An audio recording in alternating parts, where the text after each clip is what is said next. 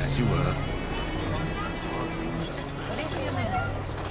When we started the project, we obviously played or replayed the original Gothic games to have kind of like a fresh memory. Because I mean, in your head, you always have a better version like kept than it actually was.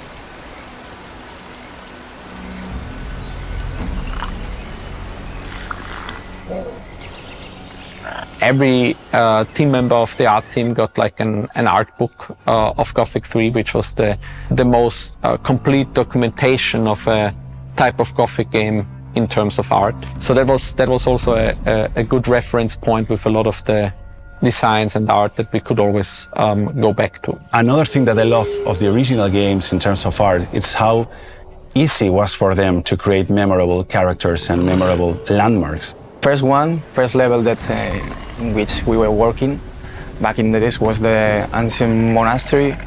In the original game was like a pretty empty space, and we tried to give it a twist in order to make it more interesting, and I think that after a few iterations we got it. And the other one that was a very challenging task was the Sleeper Temple, a very big temple with a lot of spaces, rooms, shrines. Estoy especialmente orgullosa de cómo quedó la Torre Shardas y que creo que fue bastante complicado también llevárnoslo a nuestro terreno.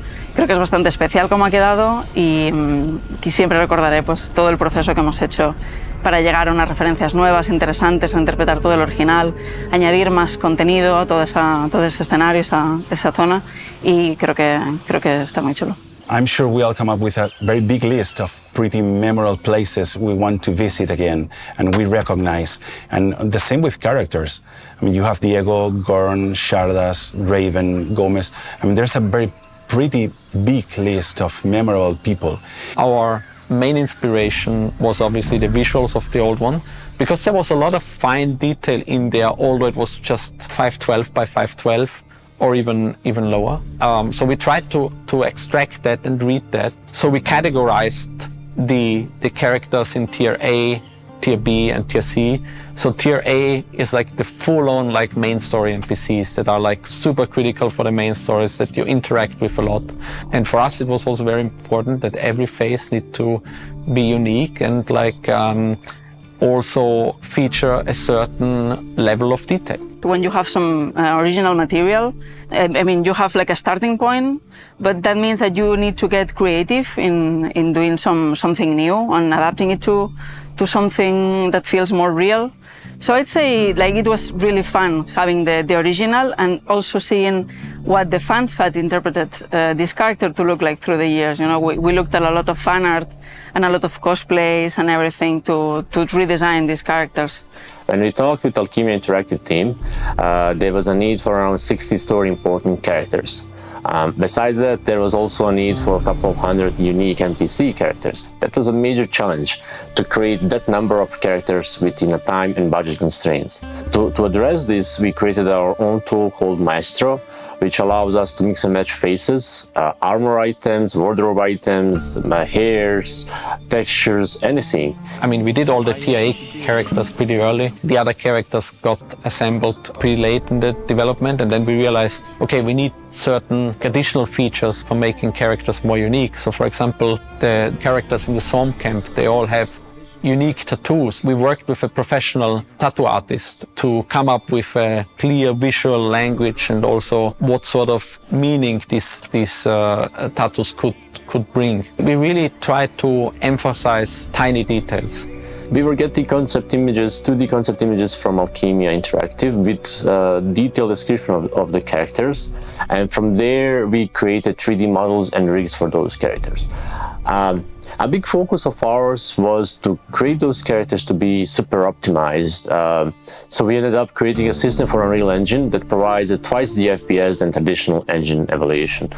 In short, players will have more FPS. Y luego cuando empezamos con los humanos, las faciales de los humanos sí que los externalizamos en una empresa de outsourcing con G21 y nosotros hacemos como todo el rig corporal y luego agregamos todo el rig facial. Entonces, para combinar y hacer todos los diferentes tipos de personajes, pues utilizamos un programa que se llama Mutable, que está un poco en desarrollo, entonces pues bueno, es un reto de ir aprendiendo y evolucionando con el programa, pero este nos ayuda a poder hacer cualquier cambio de ropa y de cabeza que queramos en tiempo real. I think the most difficult character and the one where we iterated on the most was Diego, because he is also the character you meet at the very first thing, and I think he a very beloved character by the fans. So we did a lot of back and forth and iterations over iterations, and then just by luck we actually were able to come up with the perfect concept art where everybody was like, okay, this is it, let's just try to build it out. And I mean, fortunately enough, our partner studio, Gate 21, did an amazing job of converting that concept into 3D, and that's how you end up with the Diego as he is. Could you improve my armor? For the right price, sure. Armor system we have in Gothic Remake, we are going out from levels of armor like the light, the medium and the heavy, and what we are aiming for is for customization for the player. So the idea is you get the armor for your camp and you can improve it, but not just in a visual way, also giving your different defense for different elements. So for example, you can be a rogue and go to talk with Wolf and ask him to, okay, let's improve this armor or change the visuals to have this kind of scarf or wolf fur. But it's not just also a visual things, also give you more for example, point defense for arrows, or more falling defense for move quickly for the war. In the original, it was like every guild had like 2 or 3 armors that were always the same. And we felt like, you know, you meet a handful of shadows, a handful of guards. It would be kind of cool if every armor has some slight difference in there. So we kind of like added some variation in there. And via that system, we actually were like, well, why not expose it to the player? Bueno, por ejemplo, he trabajado en muchos personajes, en los de toda la ropa del Old Camp, por ejemplo, me encargué yo básicamente y creo que al final quedó bastante resultón. Los Shadows, por ejemplo, me gusta muchísimo cómo quedaron, aunque hubo mucha dificultad entre pues, convertir algo tan icónico del original en algo nuevo. I'm Nico, I'm a programmer at Alchemia. And yeah, I'm mostly doing conversation camera stuff. We have a bunch of different presets. Those are basically the shots of the camera. We have different kinds of checks, like we have a big list of all possible presets. So the camera isn't like bugging into a wall or into another character, for example. There are a bunch of different checks. The camera knows, like we make a raycast into the wall. Is there something? There can't be anything in the way. When you think about what could influence the light, of course, like the daytime, like is it night, is it day? Big difference. Are you inside a building? Are you outside? Are you like right next holding a torch in the night, or are you without a torch? Of course, it's like a big difference too. For the more important ones, we don't use any randomness. Everything is fully planned. So the designers can like drag the camera where they want, to the lighting where they want, and like press a button to export it. But they can, in the tool we have, for example, there's like one important conversation, and they can say this line, this one specifically should have this shot.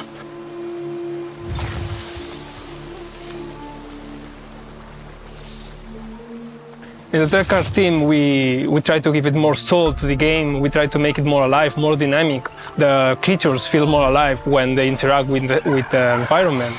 Also, we take care of the climate changes, such as on the swamp camp, there are this fog environment, feeling the environment so reactive towards what is going on. And to see that the creatures actually live in their own and interact with the system. The fans, they only have seen the tip of the iceberg of everything we have ready for them. In other words, the color, the intensity of the sun, the cloud cover, the rain, the chances of a storm breaking out, the varying intensity of a rainfall, the waves growing stronger during storms, lighting striking the sky and illuminating the night, or even the fog lingering after a storm. So many factors affect the lighting and the overall look of the game that controlling them while staying true to our artistic direction, you know, the Baroque, has been a major challenge. El departamento de animación siempre hemos querido mantener la esencia del juego original. Entonces, para nosotros este ha sido realmente un objetivo y hemos tenido que ir con mucho cuidado de hacer animaciones adaptadas a los tiempos de ahora, que son más realistas probablemente, pero manteniendo la esencia del original. Main challenges I think is of the game basically is to make the movement so responsive and connect the responsiveness of the player wants. And this is the kind of things that animation programming is really important because you want them to give the sensation that they have full control of the actions and also do cool stuff. And for example, some technology that we are using right now that is motion matching. Using motion matching basically allows us to have a huge amount of animations and blend between all of them, and that will give us like more natural transitions between all of them. En humanos, por ejemplo, estamos usando más el estilo de animación con traje de captura de movimiento, concretamente con un sistema que se llama Xsense, y realmente estamos consiguiendo resultados muy interesantes, pero con las criaturas, en cambio, hacemos más animación post-to-pose, y eso también nos permite un poco más innovar y salirnos un poco más de lo que es la realidad, ¿no? Y entonces, cada uno de ellos tiene su gracia.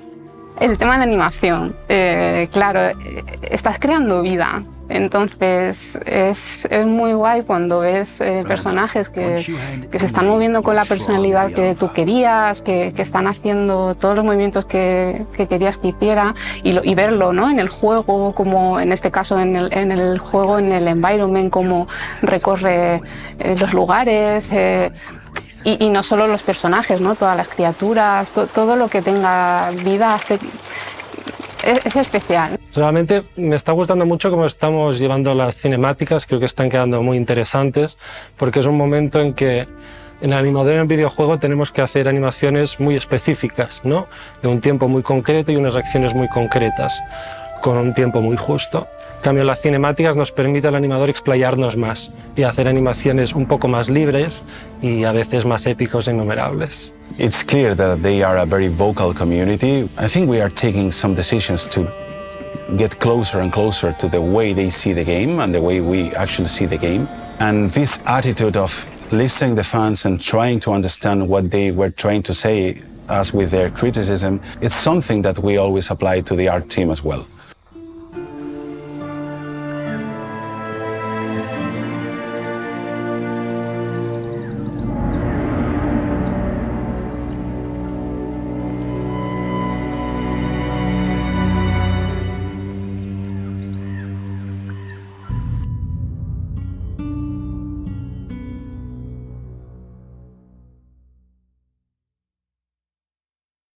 PlayStation